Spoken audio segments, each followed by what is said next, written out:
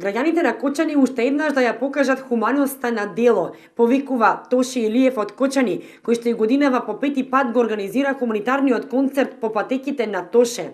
Ќе се одржи на 25 јануари во спортската сала во Кочани, со почеток во 20 часот, со една единствена цел – да му се помогне на Методи Митев, на кој му се потребни финансиски средства за да замине на операција во Кина. Организаторот Тоше Илиев со концертот ја продолжува хуманата мисија на Тоше Проески, кој што пак додека беше жив му помогна на ист начин со хуманитарен концерт во Кочани за негова операција.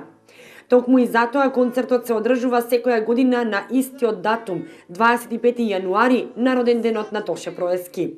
Ова година паричните средства за прв пат од кога го организирам концертот се повторно за Методи Митев, значи 2 години едно по друго за иста целна група, токму заради тоа што му се влошува здравствената состојба, а многу слабо му иде собирањето на средства.